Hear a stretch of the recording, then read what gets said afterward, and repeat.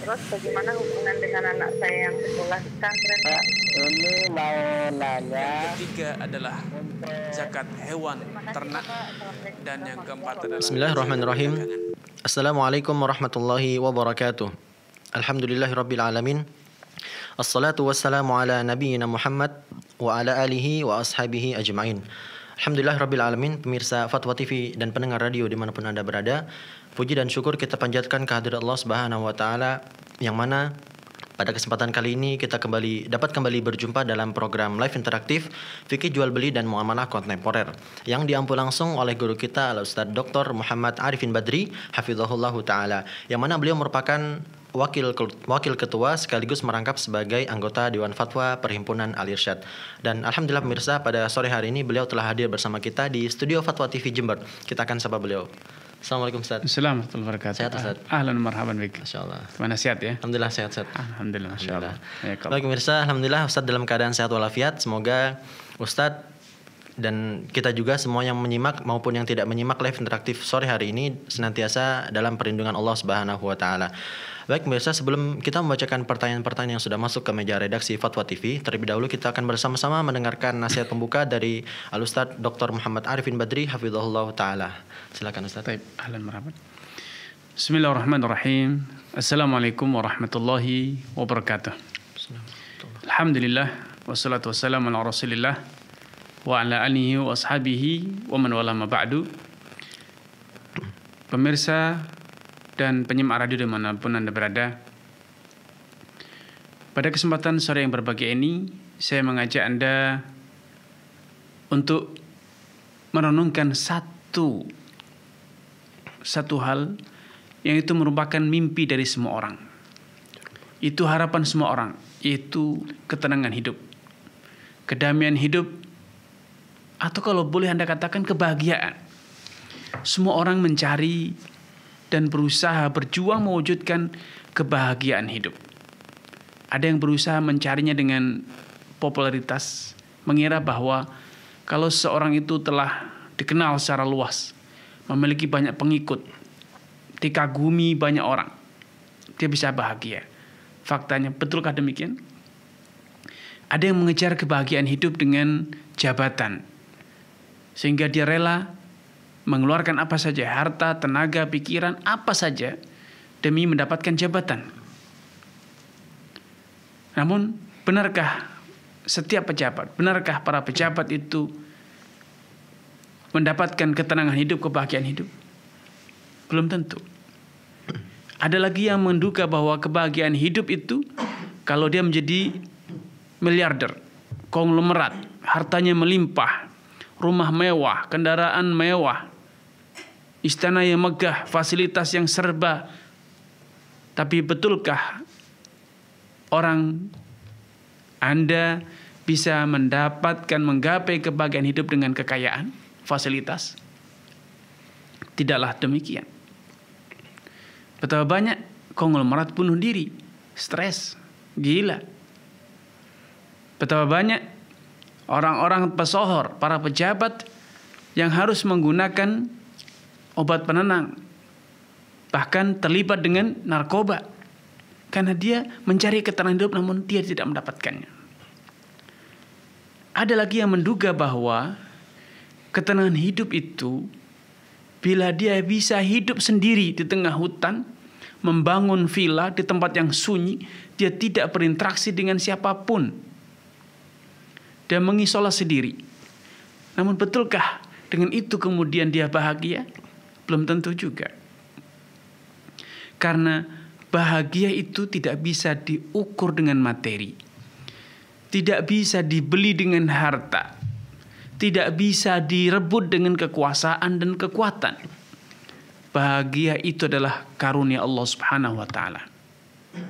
Pada kesempatan ini, di saat banyak orang sedang galau, sedang resah, was-was, khawatir dengan banyak hal, rezeki, pekerjaan, kesehatan, keselamatan, ketenangan, maka saatnya kita untuk menata ulang persepsi kita tentang hidup bahagia. Simak firman Allah Subhanahu wa taala yang menyatakan, Ala bidzikrillahi tatma'innul qulub. Bukankah dengan mengingat Allah jiwa manusia itu akan damai dan tentram? Allah Subhanahu wa taala juga berfirman, "Man 'amila shalihan min dzakarin aw untha wa huwa mu'minun falanuhyiyannahu hayatan thayyibah." Siapapun yang beriman, beramal saleh, laki ataupun perempuan, dan dia amal saleh itu betul-betul dia tunaikan, dia jalankan karena pondasi iman, bukan karena cari muka, bukan karena terpaksa atau sekedar ikut-ikutan, tapi betul-betul karena Allah Subhanahu wa taala.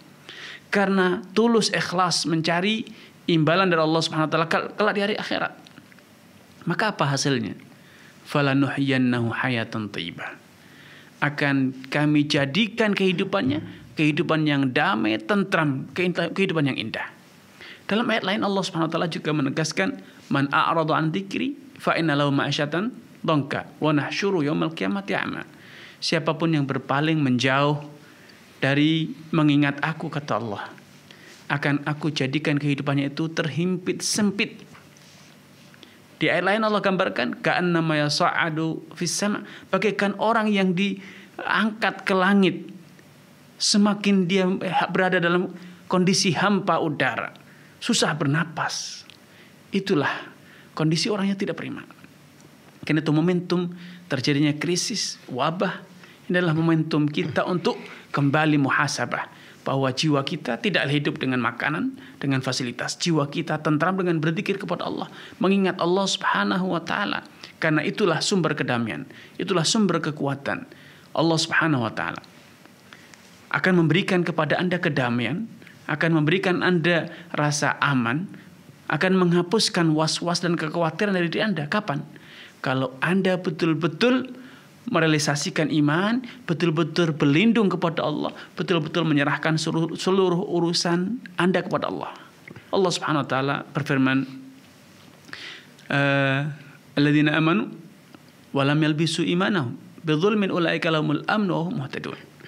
Orang-orang yang beriman dan imannya tidak dicampuri dengan tidak dinodai dengan kesyirikan, riya, sum'ah ataupun yang serupa, maka mereka akan mendapatkan al-amnu, kedamaian hidup, keterangan hidup, dan mereka akan selalu mendapatkan bimbingan dari Allah Subhanahu wa taala dalam segala urusan. Karena itu saya mengajak diri Anda, pemirsa dan juga seluruh penyimak dimanapun Anda berada, untuk membuka wawasan, menyibak tabir kehidupan bahwa kehidupan sejati itu adalah kehidupan akhirat.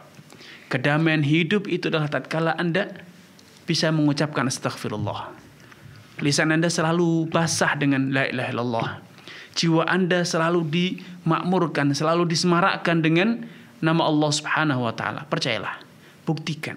Saat ini pula ketika Anda menata hati Anda dan kemudian Anda dengan tulus mengatakan astaghfirullah, subhanallah, alhamdulillah, Allahu akbar, la ilaha illallah. Rasakan aliran kedamaian yang mengalir dalam jiwa Anda. Kalau itu terus Anda ucapkan, Anda akan betul-betul damai dalam kehidupan ini. Wallahu ta'ala alam. Insyaallah, jazakumullah khairan Ustaz. Oh, ya, dan itulah pemirsa tadi nasihat pembuka dari Ustaz Dr. Muhammad Arifin Badri. Semoga bermanfaat untuk kita semuanya. Dan pemirsa, kami informasikan bahwasanya live interaktif ini juga dapat Anda dengarkan melalui relay radio yang tergabung dalam Asosiasi Radio dan Televisi Islam Indonesia atau RTVC.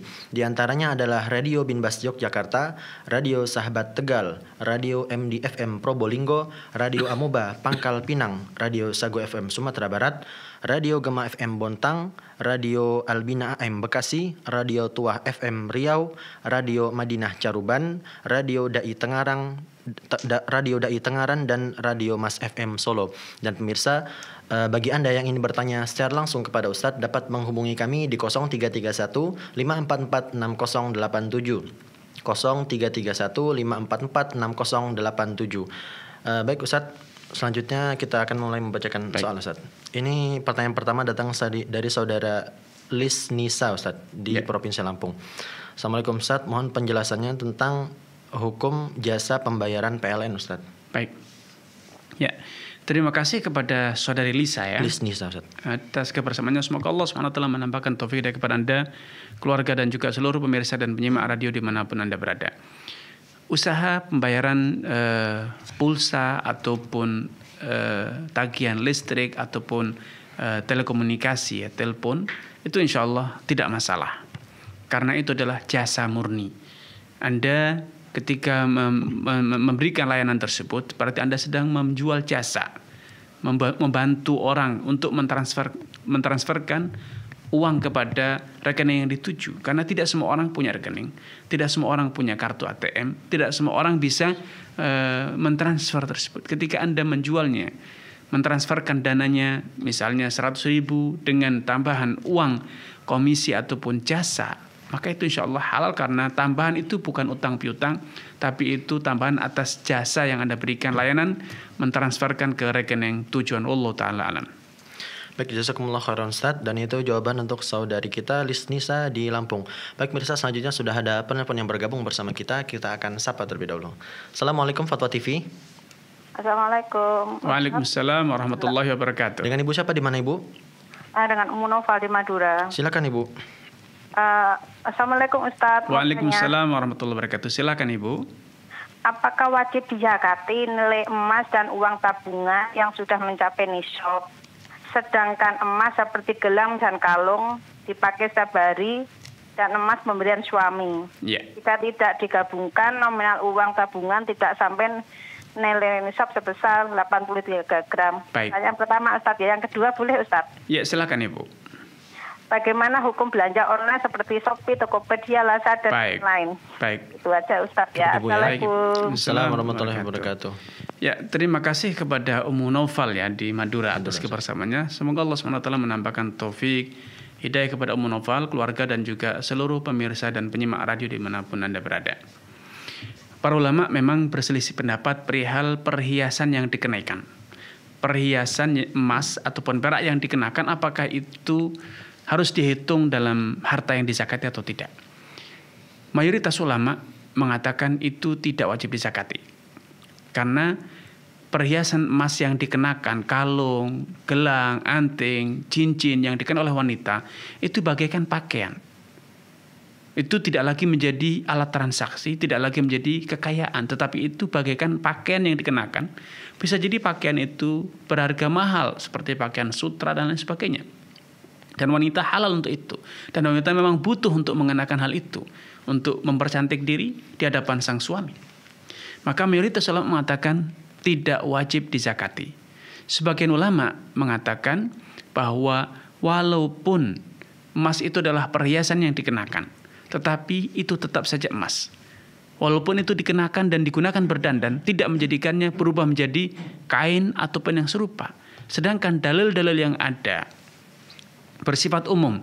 Allah Subhanahu wa taala berfirman misalnya dalam Al-Qur'an, "Walladzina yaknizuna adh-dhahaba wal fiddata wa la yunfiqunaha fi sabilillah." Orang yang menimbun emas dan perak dan tidak membelanjakannya di jalan Allah Subhanahu wa taala. Rasul juga bersabda, "Ma min sahibi dhahabin wala fiddah." Tidaklah ada orang yang memiliki emas ataupun perak, la yu'addi haqqahuma, yang tidak menunaikan haknya kecuali kelak dari kiamat illa sufihat lahu safa'ih min nar. Kecuali emas dan perak itu akan dijadikan lempengan-lempengan dari api neraka yang akan digunakan untuk menyiksanya di hari kiamat. Hadis-hadis ini atau dalil-dalil ini bersifat umum, tidak membedakan antara perhiasan ataupun yang lainnya. Makanya sebagian ulama mengatakan walaupun itu perhiasan dikenakan wajib dizakati. Sehingga ini masalah yang memang kontroversi, ya.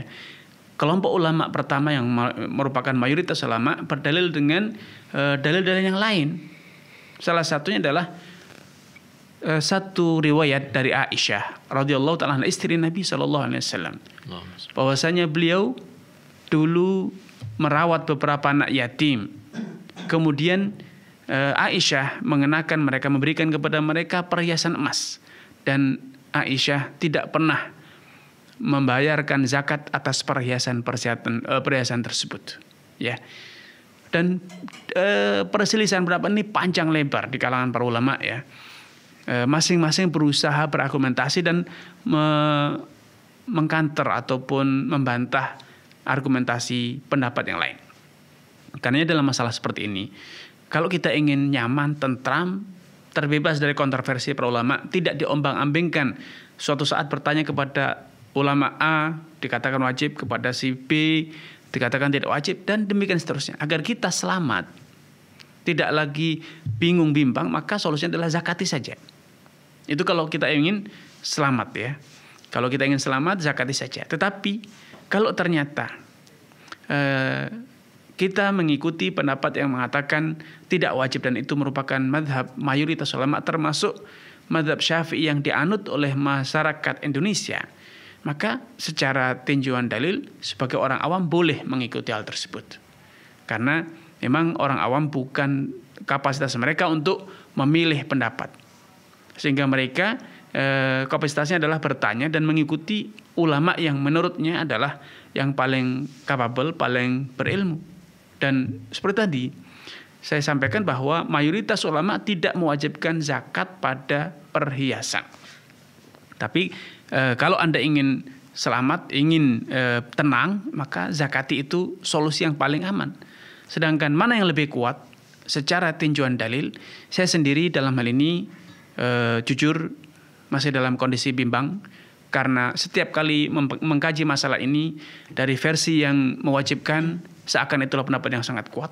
Ketika mengkaji lagi dari versi yang lain, maka itu juga seakan itu lebih kuat, dan demikian seterusnya. Sehingga saya dalam hal ini mengatakan, Allah Ta'ala, kalau kita ingin tenang, ya silahkan dizakati. Kalau ibu merasa bahwa berat dan lebih tenang mengikuti pendapat mayoritas ulama, maka itu sepenuhnya adalah wewenang ibu. Kemudian yang kedua, berbelanja.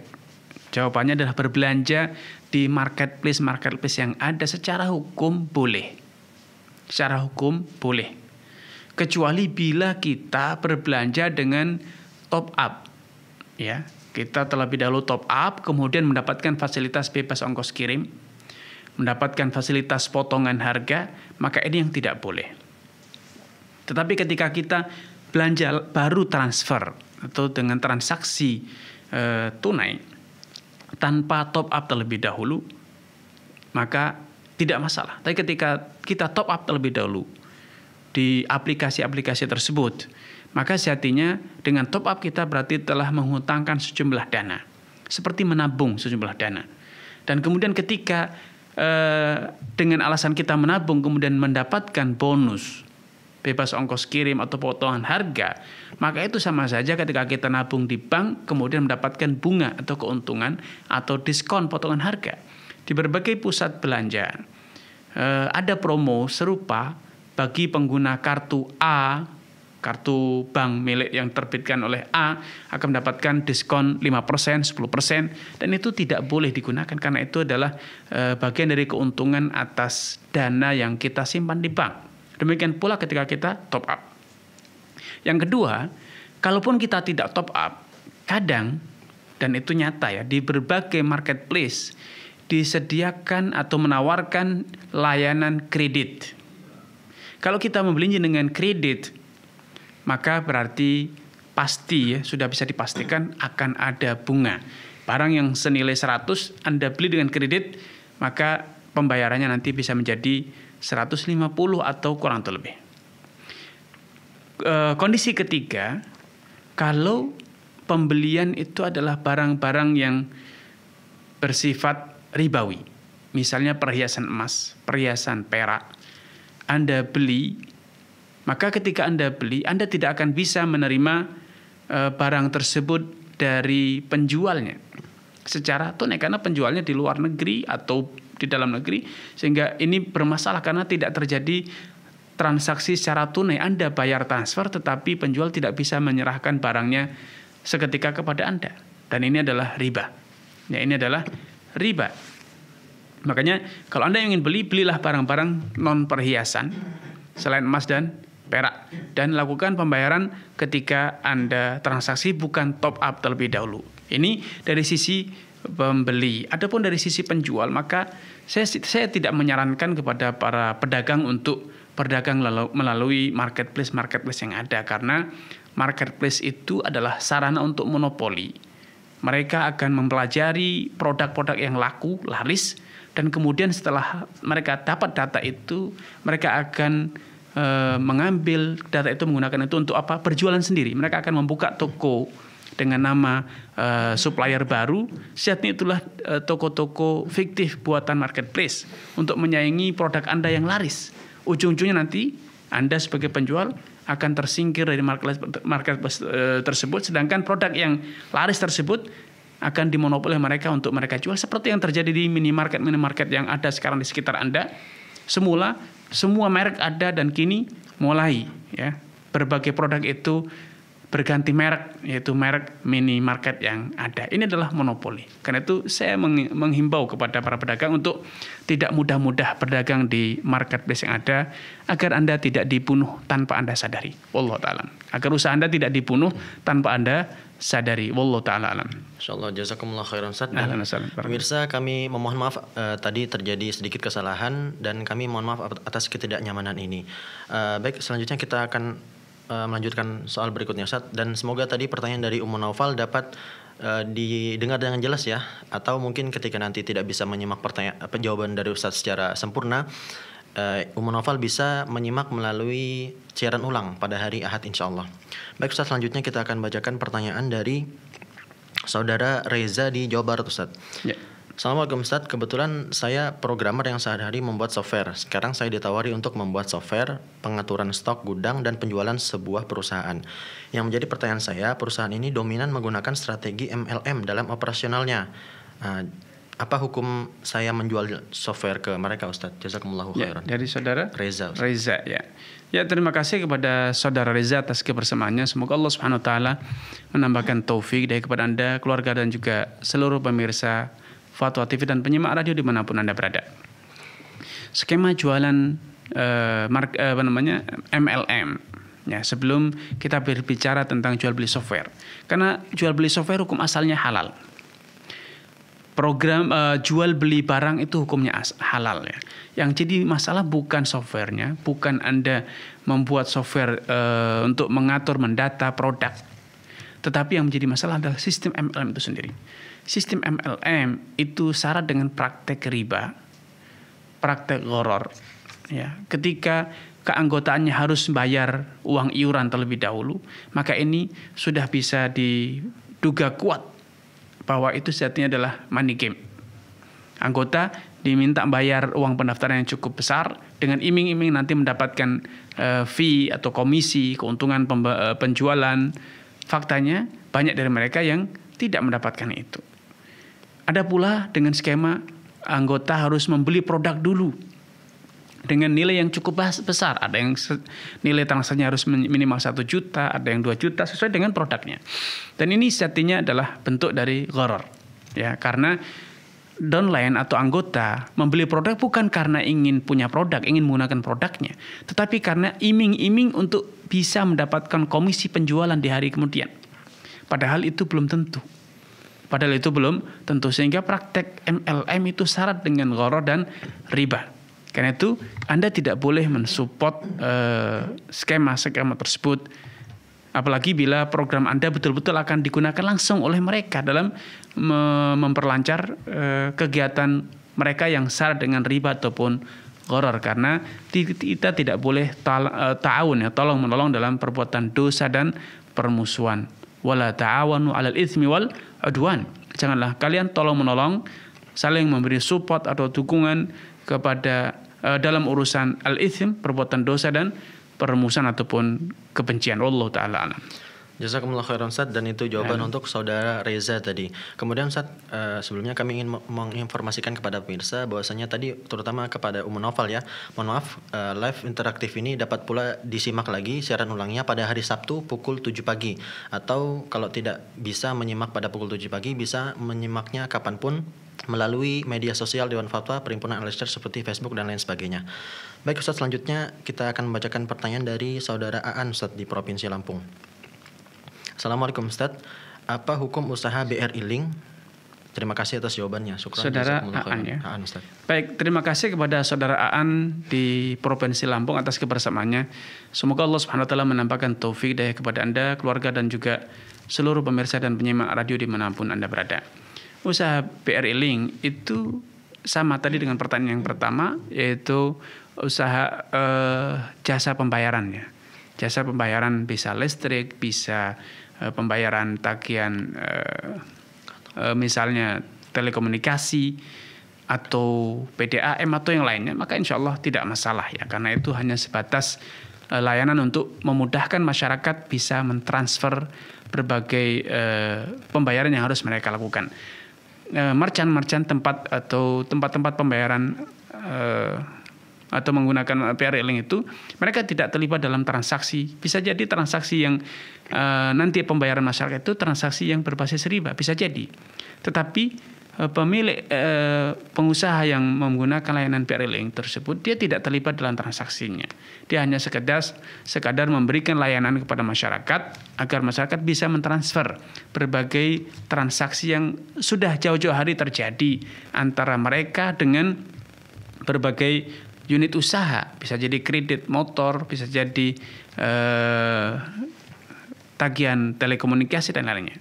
Tetapi sekali lagi perlu saya tekankan, tempat pusat-pusat atau tempat-tempat yang menyediakan layanan PRLink tersebut sama sekali tidak terlibat dalam transaksinya. Mereka hanya memberikan layanan transfer atau jasa mentransfer dana atau jasa untuk mengambil uang secara tunai, dan itu insya Allah halal, tidak masalah. Wallahu ta'ala alam.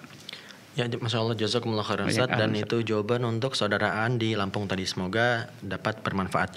Baik Ustaz, selanjutnya ada pertanyaan dari saudara Lia di Provinsi Jawa Barat. Akan tapi sebelum itu, kembali kami mengingatkan bagi pemirsa yang ingin bertanya secara langsung kepada Ustadz, dapat menghubungi kami di 0331 544 6087, 0331 544 6087. Baik Ustadz, pertanyaan dari saudari Lia di Jawa Barat.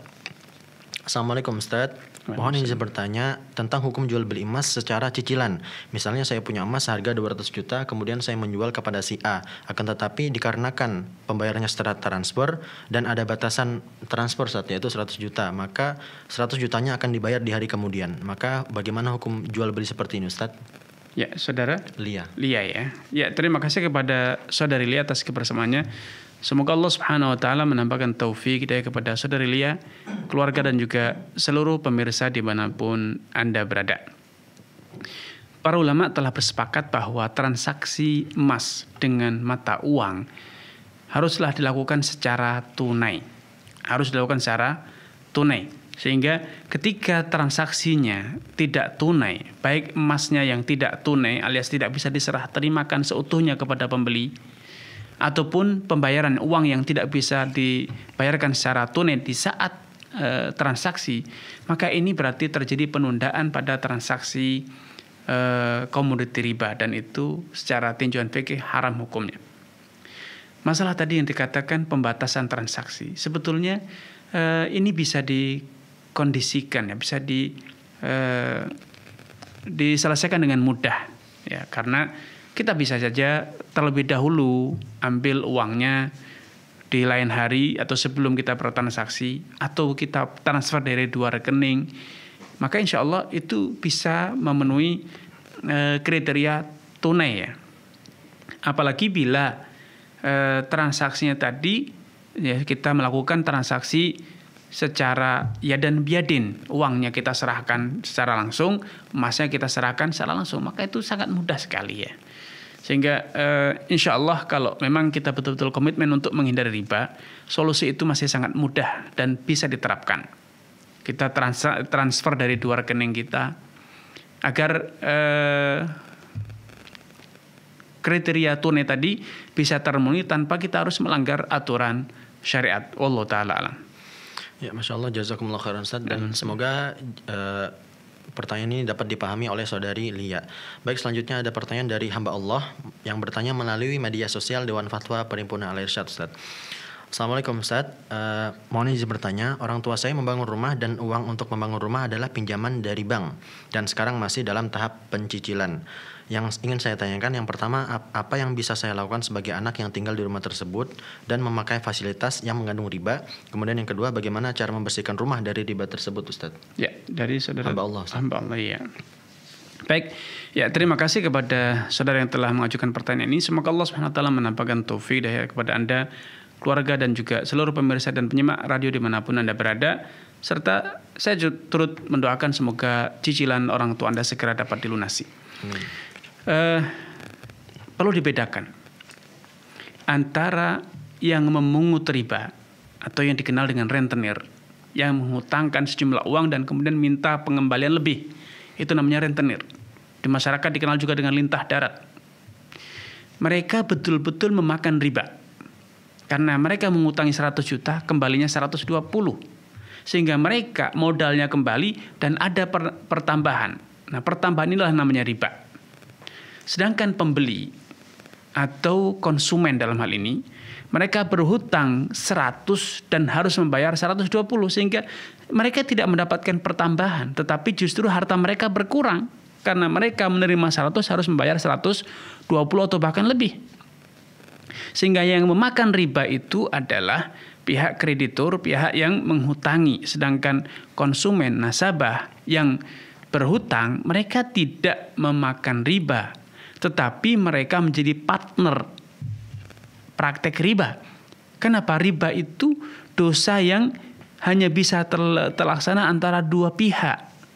Sehingga saya perlu menggarisbawahi sini bahwa Anda, orang tua Anda tidak makan riba. Orang tua Anda tidak menggunakan harta hasil riba.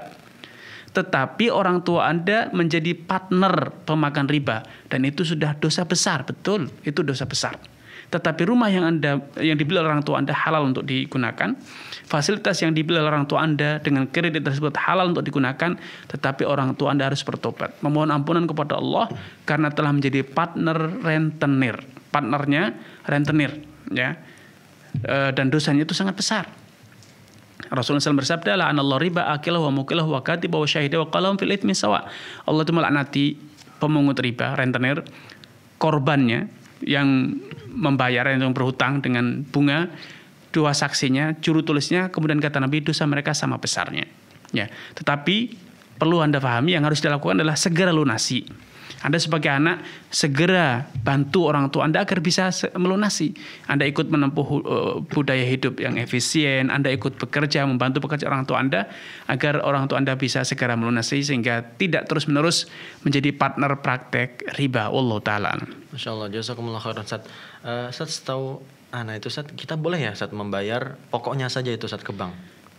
Secara syariat memang harus itu yang dilakukan, bahwa kita hanya boleh membayar pokoknya saja. Masalah hukum positif, berbagai konsultan hukum yang menyatakan bahwa secara hukum positif ada celah hukum yang bisa dimanfaatkan agar kita hanya membayar pokoknya saja. Agar kita hanya membayar pokoknya saja. Dan ini perlu kontribusi dari para pakar hukum ya, para konsultan ataupun para pengacara yang bisa membantu, mensupport saudara tadi yang bertanya. Allah Ta'ala. Masya Allah. Semoga urusan kaum muslimin dimudahkan. Amin. Amin. Amin ya Rabbal Alamin. Baik, pemirsa, selanjutnya sudah ada penelpon yang bergabung. Kita akan sapa. Assalamualaikum Fatwa TV. Assalamualaikum warahmatullahi wabarakatuh. Waalaikumsalam warahmatullahi wabarakatuh. Silakan, dengan Bapak siapa di mana? Bapak Anton di Sumatera. Baik, silakan Bapak. Assalamualaikum Pak Ustaz. Waalaikumsalam warahmatullahi wabarakatuh. Semoga Pak Ustaz dan kru-kru Fatwa TV dan semua umat muslim selalu dirahmati Allah. Amin. Allah Ustaz. Silakan Pak. Ya. Bagaimana hukumnya Ustaz? Saya terlanjur buka rekening di bank konvensional. Baik. Dan tujuannya hanya untuk transfer uang bagi anak yang sekolah jauh. Baik. Itu aja Ustaz. Baik Pak. Sudah cukup Pak? Ustaz, ya, terima kasih Pak Ustaz. Assalamualaikum warahmatullahi wabarakatuh. Assalamualaikum. Terima kasih Bapak. Terima kasih ya kepada Pak Anton atas kebersamaannya. Semoga Allah SWT menambahkan taufik hidayah kepada Pak Anton, keluarga dan juga seluruh pemirsa dan penyimak radio dimanapun Anda berada. Sebetulnya Pak Anton punya opsi lain untuk kebutuhan transfer, yaitu membuka rekening di perbankan syariah. Alhamdulillah saat ini perbankan syariah, terutama perbankan plat merah, ya saya sebut saja misalnya BNI Syariah, Bank Syariah Mandiri dan yang serupa, mereka sudah ada namanya rekening wadiah, rekening yang tidak memungut biaya administrasi dan juga tidak memberi keuntungan, tidak memberi bunga. dengan nama apapun, ya tidak ada pertambahan. Sehingga kalau Bapak Anton tadi store 100 juta, maka sampai kapanpun tetap 100 juta tidak berkurang dan tidak bertambah. Itu alternatif solusinya. Sehingga kebutuhan tadi untuk transfer, untuk menerima transfer itu bisa terpenuhi dengan rekening wadiah tersebut, tanpa harus kita membuka rekening di perbankan konvensional. Karena itu saya himbau kepada Pak Anton untuk berpindah rekening yang di konvensional tadi ditutup dan kita berganti ke rekening perbankan syariah kalau ada. Tetapi kalau di sekitar Bapak Anton tidak ada, sehingga harus pergi ke tempat yang jauh untuk bisa mendapatkan rekening syariah atau wadiah tersebut, maka kalau memang itu betul-betul untuk transfer, ya jangan diisi. Ketika mau transfer saja diisi. Ketika mau transfer saja kita datang ke bank untuk kemudian dari rekening itu kita transfer ke rekening sekolah anak kita, sehingga kita terbebas dari riba. Wallahu taala a'lam. Insyaallah, jazakumullah khairan Ustaz. Ada pertanyaan serupa setelah ini Ustaz dengan Bapak Anton itu datang dari saudari Yuyun di Sumatera Selatan. Sama Ustaz, dia sudah terlanjur membuka rekening di bank riba, akan tetapi jumlahnya sudah banyak dan sekarang sama beliau sudah ditutup Ustaz. Nah, pertanyaannya, kalau ribanya ini kita tidak ambil, kita sayang Ustaz, maksudnya bisa dimanfaatkan ke tempat lain. Bolehkah seperti itu Ustaz? Ya, terima kasih kepada saudari Yuyun ya atas kebersamaannya. Semoga Allah SWT menambahkan taufik kepada Anda, keluarga dan juga seluruh pemirsa Fatwa TV dan penyimak radio dimanapun Anda berada. Bagi yang sudah terlanjur, maka bunga yang didapat itu seperti kata Allah Subhanahu wa taala, fa in tubtum falakum ru'usu amwalikum la tadzlimuna wa la tudzlamun. Kalau kalian sudah bertobat, berhenti dari praktek riba, maka pungut pokoknya saja, agar kalian tidak mendolimi dan juga tidak didolimi, tidak rugi dan tidak merugikan orang lain. Lalu bagaimana bunga yang sudah terlanjur di transfer ke rekening kita, sudah masuk ke rekening kita? Bunga tersebut silahkan diambil, bukan untuk digunakan untuk pribadi, tetapi disalurkan dengan niatan berlepas diri dari harta haram ya. Ambil dana tersebut, bunga tersebut, salurkan kepada kaum fakir miskin atau siapapun yang membutuhkan. Dengan niat, sekali lagi, berlepas diri, bukan dengan niat bersedekah mencari pahala dari Allah Subhanahu wa taala. Tidak. Karena itu harta haram yang tidak boleh kita gunakan, sehingga kita tidak boleh mengharap pahala dari membuang. Ilustrasinya itu bagaikan buang sampah ya. Kita tidak boleh mengharap pahala dari praktek buang sampah. Wallahu taala a'lam. Jazakumullah khairan Ustaz. Dan itu jawaban untuk tadi Bapak Anton dan Ibu Yuyun di Sumatera Selatan juga Sumatera Barat. Ini juga ada pertanyaan yang sering terulang Ustaz, datang dari Abu Amal di Pontianak tentang hadiah yang kita terima dari bank Ustaz. Ya. Sebaiknya kita apakan Ustaz? Baik, terima kasih kepada Abu Amal ya atas kebersamaannya. Semoga Allah SWT menambahkan taufik kepada Anda, keluarga dan juga seluruh pemirsa Fatwa TV dimanapun Anda berada. Apa yang telah disampaikan tadi kepada Ibu Yuyun dan yang sebelumnya juga berlaku pada Bapak Amal. Hadiah, undian atau apapun bonus yang kita dapat itu salurkanlah kepada fuqara masakin ataupun siapa saja yang membutuhkan, dalam rangka berlepas diri dari harta haram, bukan dalam rangka mencari pahala karena bersedekah. Wallahu taala alam. Insyaallah, jazakumullah khairan Ustaz, dan semoga 3 jawaban tadi untuk 3 penanya dapat memberikan wawasan untuk kita semua. Amin ya rabbal alamin. Selanjutnya Ustaz, ada pertanyaan datang dari hamba Allah di Provinsi Banten. Ustaz, saya ingin bertanya tentang perkara riswah. Sebelumnya saya pernah menonton kajian Ustaz tentang hukum menerima hadiah dari wali murid ini Ustaz. Tetapi sebenarnya ada penelpon Ustaz, kita angkat. Baik. Assalamualaikum Fatwa TV. Halo. Iya, halo. Ya, assalamualaikum. Waalaikumsalam warahmatullahi wabarakatuh. Dengan Bapak siapa di mana? Ya, dengan Fahri di Bekasi, Mas. Bapak Fahri di Bekasi, silakan Bapak. Assalamualaikum Ustaz. Waalaikumsalam warahmatullahi wabarakatuh. Silakan Pak. Ustaz, ada pertanyaan dari seorang saudara Ustaz. Baik. Hukum kan bekerja di developer properti Ustaz. Baik. Dan memang masih menggunakan bank konvensional untuk skema KPR. Baik. Nah, beliau ini kerjanya sebagai sales gitu Ustaz. Dia menanyakan hukum gaji dan komisinya itu bagaimana Ustaz, karena pekerjaan dia itu hanya sebatas menjelaskan produk sampai dengan kalaupun si pembeli ini jadi beli, itu akan diserahkan ke admin mengenai skema yang dia pilih atau cash, apakah KPR gitu Ustaz. Ya. Nah, dia itu sebenarnya udah mau resign, cuman dia dapat penjelasan dari, ada yang menjelaskan ke dia bahwasannya sebenarnya penghasilan gajinya dan komisinya itu sebenarnya masih halal.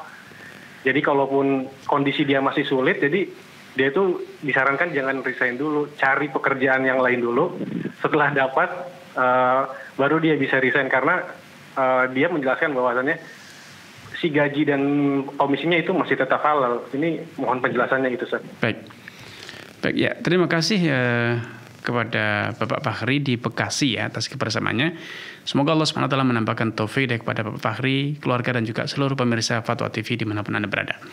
Kalau memang praktek dari sales tadi atau marketing tadi betul-betul hanya mengenalkan produk, yaitu perumahan yang dibangun dan memang rumah itu sudah ready ya, ada unitnya yang siap ditransaksikan, tanpa mempromosikan skema-skema pembiayaan. Dia betul-betul hanya mengenalkan produk saja. Ketika sudah ada yang tertarik, maka dia berlepas diri. Ya, dia tidak terlibat lagi dengan proses bagaimana tadi pembiayaannya, bagaimana selanjutnya kalau nasabah calon pembeli itu ingin pembiayaan, kredit, atau dia ingin tunai, dia tidak terlibat lagi. Maka insya Allah itu halal.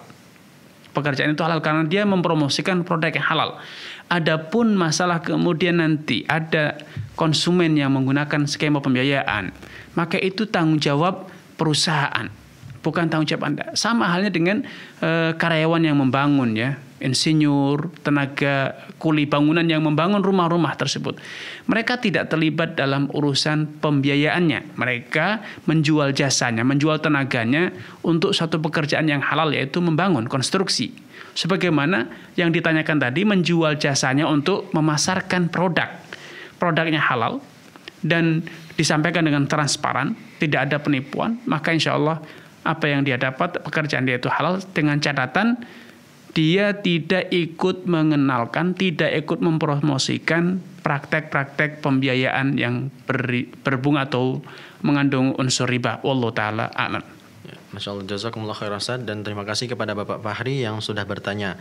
Baik pemirsa, kembali kami ingatkan bagi Anda yang ingin bertanya secara langsung kepada Ustaz, dapat menghubungi kami di 0331 544 6087, 0331 544 6087. Baik Ustaz, kita lanjutkan pertanyaan tadi Ustaz dari seorang wanita hamba Allah di Provinsi Banten. Ya.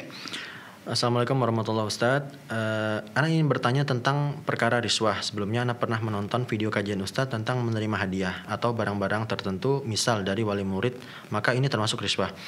Pertanyaan Ana, jika Ana mengajar les di luar jam sekolah dan dibayar oleh wali murid, apakah ini termasuk riswah Ustadz? Jazakumullahu khairan. Baik. Dari hamba Allah ya, dari hamba Allah di Banten. Semoga Allah SWT menambahkan taufik kepada Anda, keluarga, dan juga seluruh pemirsa dan penyimak radio dimanapun Anda berada. Dikatakan riswah itu adalah tatkala kita, ini kaitannya dengan seorang guru atau tenaga pengajar. Dikatakan riswah tatkala kita bekerja dan sudah mendapatkan upah dari pekerjaan kita, dari lembaga tempat kita bekerja, itu sekolah kita, tempat kita mengajar. Dan yang kedua, adanya riswah tersebut menjadikan kita pilih kasih. Siswa yang memberi hadiah atau anaknya orang yang memberi hadiah, kita akan prioritaskan, kita akan perlakukan yang berbeda dengan siswa yang tidak memberikan hadiah. Ini demikian. Namun ketika kita bekerja untuk diri kita sendiri, privat, ya, kita tidak bekerja di instansi atau lembaga, sehingga apa yang kita dapat dari siswa itu betul-betul upah kita. Walaupun semula ada kesepakatan upahnya, sekali pertemuan misalnya 10.000, kemudian dari orang tua memberi tambahan hadiah, maka itu halal untuk kita gunakan. Itu bukan riswah. Itu adalah bagian dari insentif atau upah yang kita terima atas jasa yang kita berikan, yaitu mengajari privat atau les dari anak-anak yang menjadi konsumen kita. Wallahu ta'ala alam. Insyaallah, jazakumullah khairan, dan itu jawaban untuk saudari kita di Banten. Baik Ustaz, satu pertanyaan lagi datang dari Provinsi Lampung Ustaz, datang dari Pujakusuma. Kayaknya memang ya, putra Jawa ini, ya, putra Jawa kelahiran Sumatera, Pujakusuma. Lampung hari ini Ustaz, Sumatera. Baik Ustaz, Ana rencana ingin membuka usaha papan atau karangan bunga Ustaz. Baik. Ya, yang berisi ucapan seperti meninggalnya orang atau dan sebagainya Ustaz. Yang saya ingin tanyakan, apakah ini termasuk tasyabuh Ustaz? Bagaimana jika kata-kata itu diganti dengan innalillahi wa inna ilaihi rajiun atau yang sebagainya Ustaz? Dari nama siapa tadi? Dari Puja Kusuma. Ustaz. Dari Puja Kusuma, putra Jawa kelahiran Sumatera itu ya, bukan nama asli nampaknya. Baik, karangan bunga yang nilainya kadang bisa lebih dari 1 juta atau bahkan lebih dari itu ya. Itu pertama suatu hal yang tidak ada manfaatnya. Karena itu karangan bunga akan segera dibuang. Bahkan akan diambil oleh pengusaha yang papan karangan bunga tersebut untuk disusun ulang, untuk nanti dijual lagi kepada orang lain.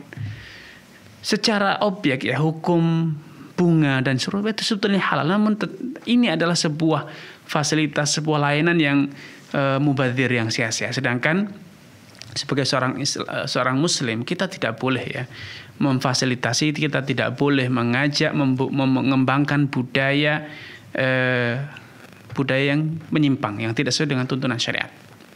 Sebagaimana karangan bunga itu tidak bermanfaat. Apa artinya karangan bunga itu bagi orang yang meninggal dunia, bagi orang yang menikah? Tidaklah ada artinya. Itu memberi hadiah yang tidak tepat guna. Akan lebih bijak bila hadiah yang nilainya bisa jadi karangan bunga yang nilainya ratusan ribu bahkan jutaan itu diwujudkan dalam bentuk uang, dikirimkan kepada yang sedang hajatan menikah, atau diberikan kepada orang yang keluarganya meninggal dunia, sehingga dana itu bisa bermanfaat ya, baik untuk belanja ataupun disedekahkan kepada yang membutuhkan. Adapun karangan bunga, siapa yang butuh terhadap karangan bunga itu?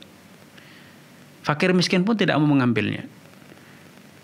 Yang terkena musibah pun juga tidak ingin menyimpannya. Tidak ada artinya. Karena itu saya tidak menyarankan Anda untuk berwirausaha di situ, karena itu adalah satu hal yang secara tinjauan Islam mubadir ya, membudayakan budaya mubadir. Dan yang kedua seperti yang Anda sebutkan sendiri, itu merupakan budaya impor dari luar non-Islam, dari luar masyarakat Islam, yang itu tentu perlu ditinjau ulang sebelum kita mengikutinya. Wallahu ta'ala. Ya, jazakumullah khairan Ustaz, dan itu jawaban untuk saudara kita Pak Puja Kusuma di Provinsi Lampung. Baik, selanjutnya dari Lampung kita beralih ke DKI Jakarta Ustaz. Datang dari saudara Aditya Nugraha. Assalamualaikum Ustaz. Saya sudah bekerja selama 12 tahun di dunia perhotelan, lalu kemudian saya resign. Baik, ada telepon, kita lanjutkan. Baik, kita angkat Ustaz. Baik, kita angkat. Assalamualaikum Fatwa TV. Waalaikumsalam warahmatullahi wabarakatuh. Dengan Bapak siapa, di mana Pak? Ambawa dari Bogor, Pak Ustaz. Silakan Bapak. Silakan Pak. Assalamualaikum warahmatullahi wabarakatuh, Pak Ustaz. Waalaikumsalam warahmatullahi wabarakatuh. Pak Ustaz. Baik, silakan Pak. Minta penjelasan Pak Ustaz. Jadi begini Pak Ustaz. Ya. Dulu waktu anak masih usia belasan tahun, baik, anak pernah diajak ikut ngerintis usaha sama orang tua anak, Pak Ustaz. Di pasar. Pada saat itu anak banyak saudara juga, tapi saudara anak pada saat itu ya nggak yang seusia anak, di atas sedikit anak nggak ikutlah sama anak gitu. Jadi anak yang alhamdulillah ada keinginan ingin ikut sama orang tua gitu Pak Ustaz. Orang tua anak pada saat itu juga udah cukup tua lah. Nah, anak dengan keterbatasan anak, ya anak dididik sedikit banyak sama orang tua seperti kayak gitu. Nah, dan usaha yang dikembangkan juga pada saat itu ya artinya cukuplah pas-pasan gitu Pak Ustaz. Nah, alhamdulillah biiznillah bertambahnya waktu tahun-tahun berikutnya, mulai anak sampai anak berhenti sekolah seperti kayak gitu, anak terus ya, dibimbing sama orang tua anak sampai alhamdulillah berkembang. Nah, yang ingin anak tanyakan Pak Ustadz, nah, sampai pada saat itu, nih dagang kan pada saat itu usaha di pasar. Pasar ini sampai akhirnya ditutup lah gitu, sampai batas waktu pasar ini habis gitu Pak Ustadz. Baik. Nah, terus setelah itu, nah, apaan supaya Pak Ustadz tahu juga, anak nggak digaji gitu Pak Ustadz ini biar jelas. Jadi anak nggak digaji, cuma anak membantu orang tua. Bantu sama orang tua seperti itu. Setelah ditutup.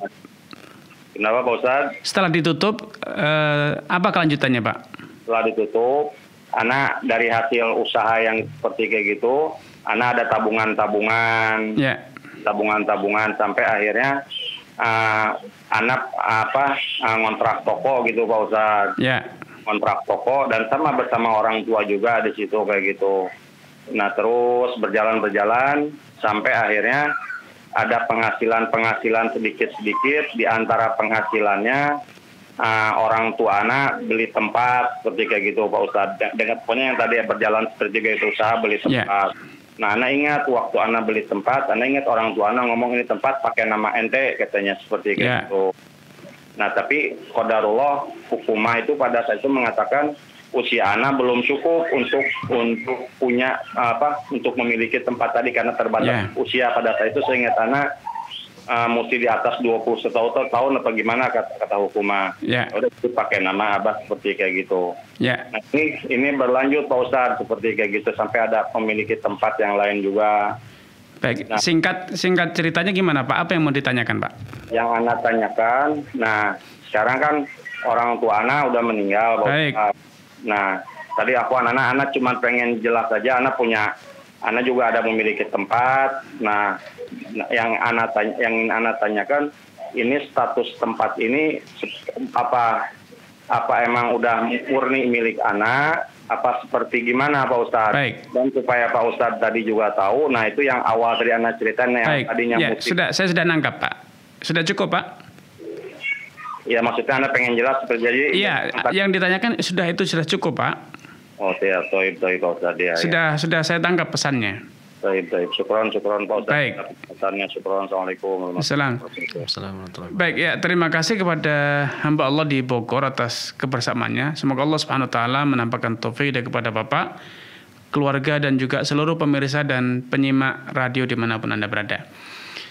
Dari penjelasan Bapak tadi sudah tergambar ya bahwa modal untuk usaha, merintis usaha yang di tempat lain setelah ditutup tadi itu adalah ada yang dari tabungan Bapak sendiri, ada yang dari orang tua.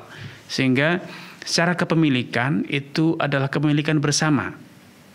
Pemilikan Bapak dan juga orang tua. Hingga persentase milik orang tua itu adalah warisan. Persentase orang tua itu adalah warisannya.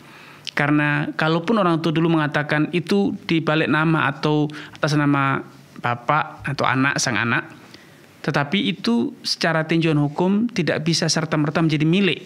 Karena kalaupun bapak itu niatnya adalah menghibahkan bagiannya, persentase sang ayah, tetapi sang ayah punya anak yang lain.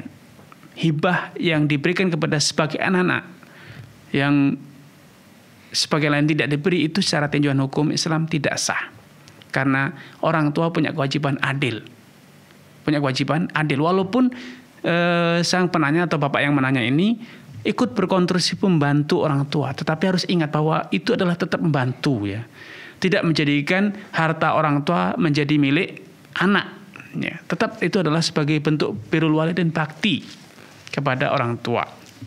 Tidak serta-merta menjadi alasan untuk memiliki harta milik orang tua ya. Sehingga harus diluruskan bahwa kalau itu persentase milik ayah, insya Allah Bapak masih ingat berapa kira-kira persentase modal sang ayah dulu, kira-kira 30%, 40% atau mungkin lebih. Ya, itu dikeluarkan dari bagian kita dan kemudian dibagi secara warisan. Ya, kalau itu bapak bisa menduiti kata orang, membeli dan kemudian hasilnya dibagikan kepada saudara yang lain dengan nilai pembelian yang sewajarnya. Kalau dijual persentase bapak itu berapa nilainya? Nilainya mungkin 100 juta. Maka 100 juta adalah bagian dari warisan yang dibagi kepada seluruh ahli waris termasuk bapak yang menanya tadi. Karena bapak juga bagian dari waris. Bagian dari ahli waris. Kalau anaknya berjumlah 10 orang, laki-laki semua, berarti bapak bisa mendapatkan 10 juta dari bagian orang tua. Yang sisanya dibagikan kepada saudara-saudaranya yang 9 sama-sama 10 juta. Kira-kira demikian. Wallahu ta'ala a'lam. Jazakumullah khairan Ustaz, dan jawaban dari beliau tadi sekaligus menutup perjumpaan kita. Kami ucapkan jazakumullah khairan sudah hadir saat di studio Fatwa TV Jember. Baik pemirsa, alhamdulillah berakhir sudah live interaktif fikih jual beli dan muamalah kontemporer bersama Ustaz Dr. Muhammad Arifin Badri hafizahullah taala.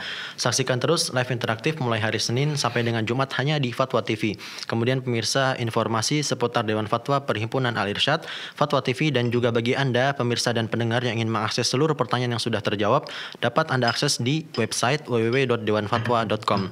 Baiklah pemirsa, itulah tadi live interaktif fikih jual beli dan muamalah kontemporer. Kami mohon maaf apabila ada salah-salah kata. Subhanakallahumma wa bihamdika asyhadu an la ilaha illa anta astaghfiruka wa atubu ilaik. Wassalamualaikum warahmatullahi wabarakatuh. Terus bagaimana hubungan dengan anak saya yang sekolah di pesantren? Ini mau nanya. Ketiga adalah zakat hewan ternak dan yang keempat adalah zakat perdagangan.